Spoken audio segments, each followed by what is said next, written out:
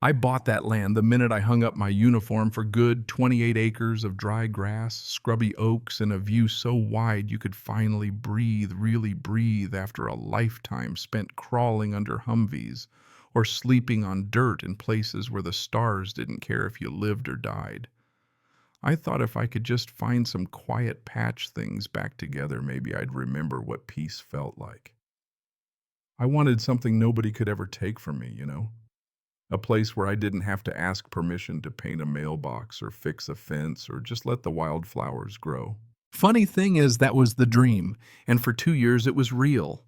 I fixed up the old farmhouse by myself, turned my hands raw, bought a used Massey Ferguson tractor off a guy in Amarillo, and spent whole days leveling my own road, hauling firewood, feeding the birds and deer.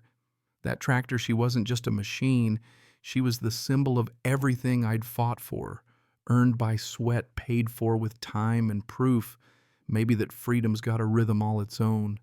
I figured nobody could touch me out there outside the lines of Maple Glen Estates and their pastel houses, their HOA newsletters, and their beautification committee flyers.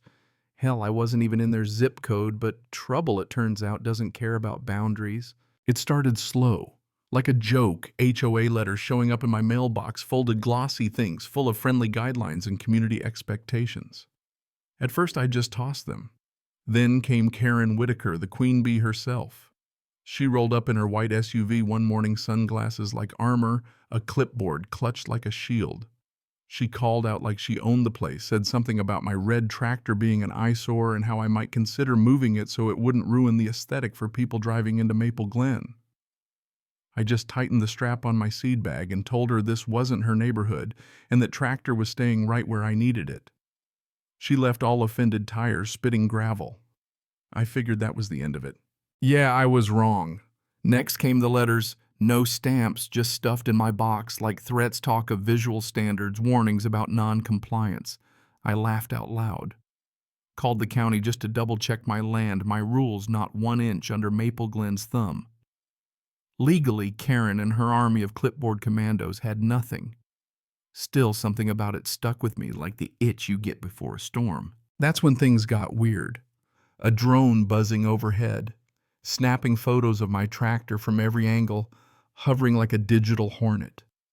Turns out the HOA was collecting evidence trying to build some fantasy case against me. Miss Connie, a retired teacher who lived down the road, called to warn me. "She's obsessed with you, Mike," Connie said, half laughing, half serious. "You make her nervous. That's dangerous." I told her I wasn't worried, but I started sleeping lighter, checking the locks, watching the driveway for tire tracks that weren't mine. Then came the second violation warning, bold as brass, with Karen's name stamped at the bottom, full of fake legalese and threats about HOA corrective measures. I scanned it, filed it away. Old military habit document, everything. Then I wrote my own letter. "This property lies outside your jurisdiction. Any further attempts will be considered harassment and reported." Marched it down to the HOA Dropbox just to make a point, looked right into their camera and smiled. But I guess she saw that as a challenge, not a warning, because 2 days later I came home from town and my gate chain had been cut, padlock busted, tire tracks deep in the gravel, and the tractor was gone. Stolen, taken, not by strangers, but by someone with the nerve to believe they had the right. All the evidence pointed straight at Karen. She'd hired a tow company, one of those fly-by-night community enforcement outfits, no real credentials, and just took it. That's when I got serious. I took everything, letters, photos, even a blurry trail cam shot of the tow truck, and drove straight to the sheriff's office. Damon Callahan, the sheriff, is a guy who's seen a war or two. He didn't waste time asking dumb questions. When I laid out what happened, he didn't hesitate. We drove out to the tow yard together. Damon all business, me hoping I'd see my tractor again. Sure enough, there she was chained up behind the fence, looking as stubborn as I felt. The tow yard guy tried to play dumb until Damon flashed his badge. Then it all came out. Karen had ordered. The tow told them it was community enforcement. Damon told the guy to expect a court order. That night, I barely slept, boots on eyes, glued to the security monitor, mind racing through every step of what came next. This wasn't just about a tractor. It was about someone slicing through the lines of my life and calling it order. By morning, I was building a case video, stills, maps, records from the county clerk. Turns out Karen's annexation request to claim my land had been rejected years ago. She knew it. She just didn't care. That's when neighbors started coming out of the woodwork. Miss Connie handed me a folder thick with emails and stories other people Karen had targeted, fined, even tried to push out for aesthetic violations. We gathered under my oak tree, me, Connie Alton, the Velas couple, old George. One by one, we laid out what we had. For the first time, nobody looked scared. We were a wall, not just victims. Damon got the court order, and together we went back to the tow yard. I drove that old Massey Ferguson home myself, right past Karen, who'd come screeching up in her SUV, shouting about bylaws and property values. Damon didn't flinch. "Ma'am, you're trespassing now." She sputtered, but nobody cared anymore. I gave her a two-finger salute and kept on driving. "You'd think that'd be the end, right?" "Nah." Karen doubled down. Social media post calls to the paper slander about me intimidating a public official. She tried spinning it like she was the victim.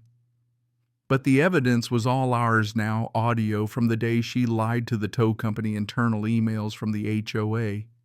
Even a board member named Ray, who finally grew a conscience and brought recordings showing how Karen rewrote rules, spent money without votes, paid her cousin's unlicensed company under the table. Janice, a local reporter who'd been sniffing around HOA abuse stories for years, published the whole thing, front page, viral, overnight. Suddenly, Karen's supporters were nowhere to be found. Neighbors started swapping their own stories.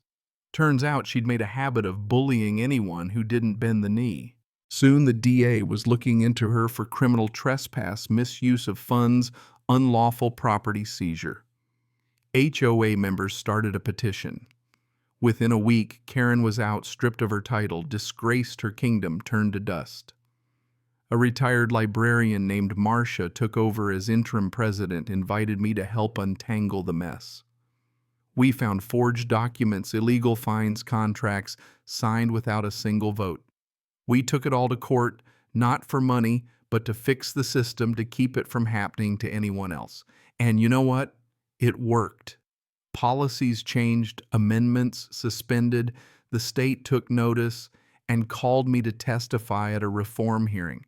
They passed a bill, the Trent Clause, putting strict lines around what HOAs can and cannot do. People ask if I feel like a hero. I just tell them the truth. I didn't fight for the sake of fighting, but because sometimes the line you hold is the only thing that keeps the world from going sour. These days, the old tractor sits out by the barn, Claire's lavender finally blooming in the spring sun. I walk the fence at night stars overhead, the wind quiet for once. The silence I fought for is back, but now it's full of voices, neighbors, friends, even folks from Maple Glen who finally remembered what community means. The board meetings have coffee and laughter, not fear. Karen, she left town without a word. Just another ghost drifting down the highway. The rest of us are still here, standing a little taller, talking a little louder. Turns out peace isn't about hiding or keeping quiet. It's knowing where you stand and standing there no matter who tries to move you. So that's my story, but let me ask you, where do you draw your line? Who keeps your peace, and what are you willing to do to hold it? Because at the end of the day, the only real power any of us have is in standing together. Neighbors, not strangers, not enemies. Go ahead and tell me what you think. Whose side would you have taken? Where does justice end and stubbornness begin? I'm listening. And this time, so is everybody else.